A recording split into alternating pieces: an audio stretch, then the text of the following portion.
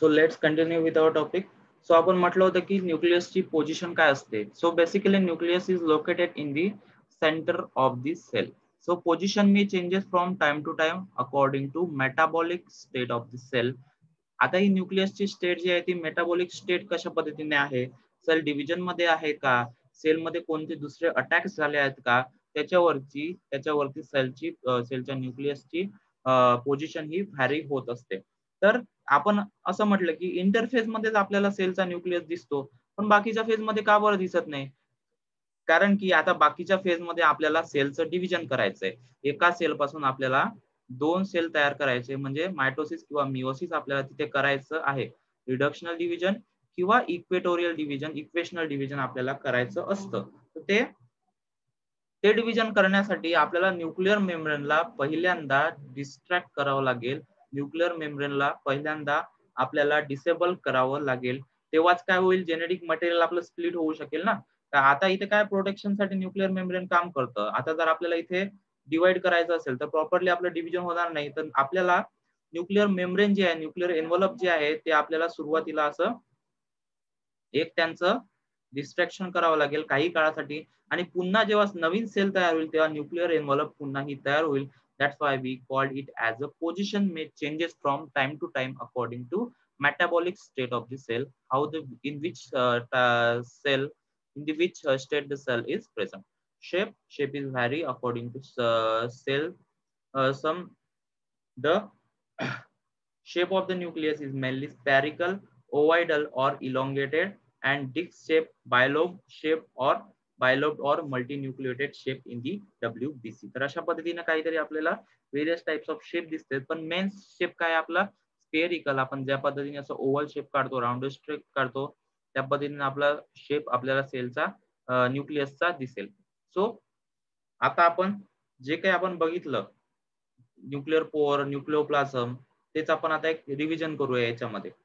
So nuclear envelope is interrupted by minute pores. आपण म्हटलं nuclear envelope भोवती काही पोर्स आपल्याला दिसत असतात. अशा पद्धतीने पोर्स आपल्याला दिसत असतात, which are perform by fusion of the two membrane. दोन मेम्ब्रेनचं जेव्हा एकत्र फ्युजन झालं तर त्यावेळेस न्यूक्लियस मध्ये एक मायन्यूट पोर्स डेव्हलप होत असतात.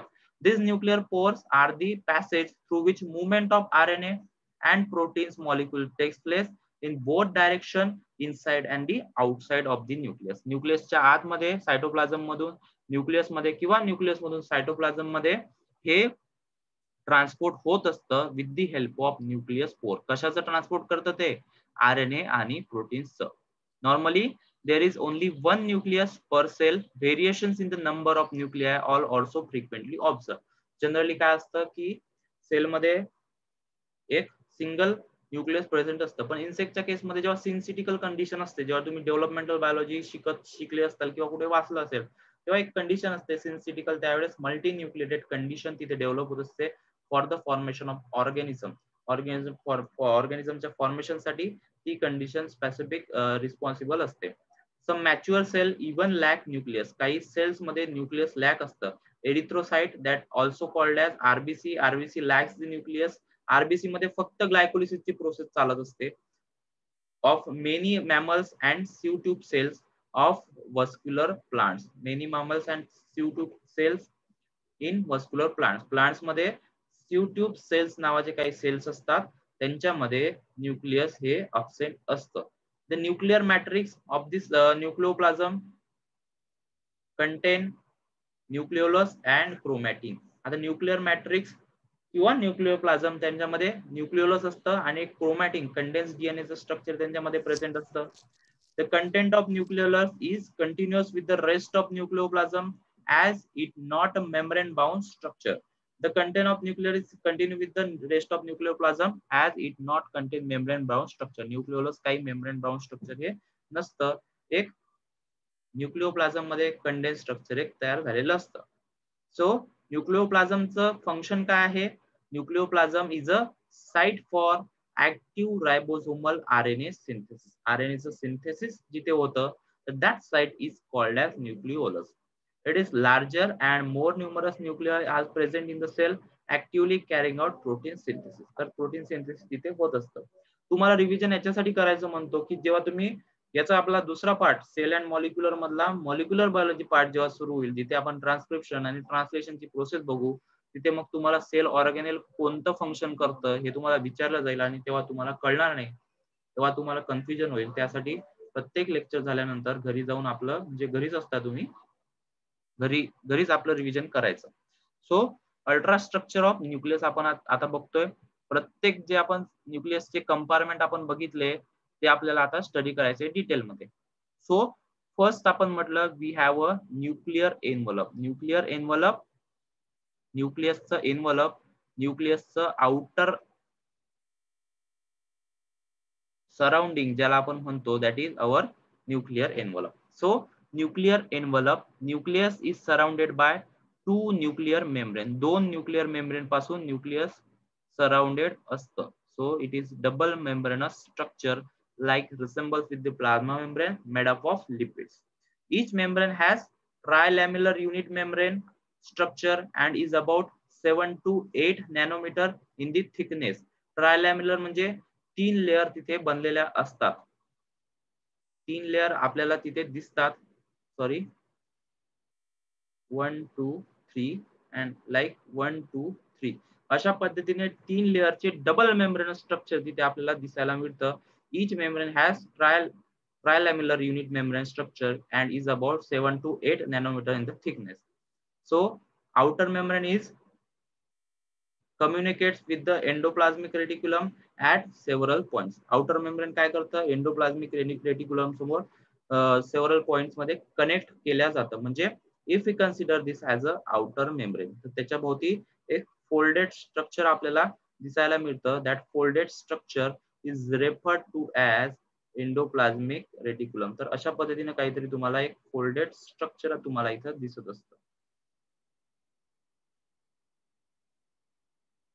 So that structure we called it as a endoplasmic reticulum and this is nuclear pore. That type of structure is present on the nuclear envelope. Endoplasmic reticulum कुठे present असतं, communicates with the outer nuclear envelope. The inner membrane space is known as perinuclear space. दोन मेम्ब्रेनच्या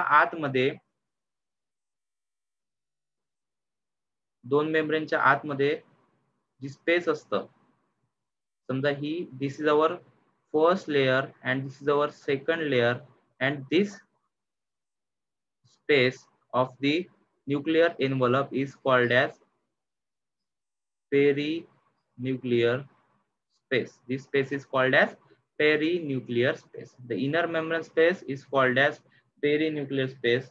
nuclear स्पेसच्या आतमध्ये present असणारी, nuclear एनव्हलपच्या आतमध्ये present असणारी, sorry दोन लेयरच्या आतमध्ये प्रेझेंट असणारी, दोन मेम्ब्रेनच्या आतमध्ये प्रेझेंट असणारी स्पेस त्याला म्हणायचं perinuclear space.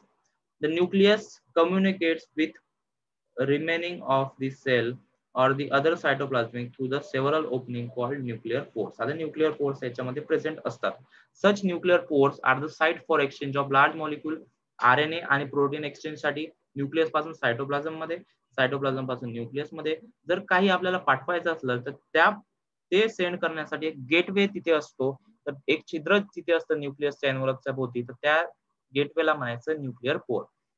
And a filled space or perinuclear space is present between two layers of nuclear membrane. Then nucleoplasm, ज्याप्रमाणे सेल मध्ये सायटोप्लाझम असतं त्याचप्रमाणे न्यूक्लियस मध्ये न्यूक्लियोप्लाझम हे प्रेझेंट असतं. Nucleoplasm is a gelatinous substance within a nuclear envelope. Nuclear एनव्हलपच्या आतमध्ये present असणारं एक gelatinous structure that is nucleoplasm. Also called karyoplasm. It also called as karyoplasm. This semi-aqueous material is similar to cytoplasm and is composed of mainly water. त्यांच्यामध्ये काय असतं, water present असतं, salt present असतं, various enzymes and various organic molecules are present in between them.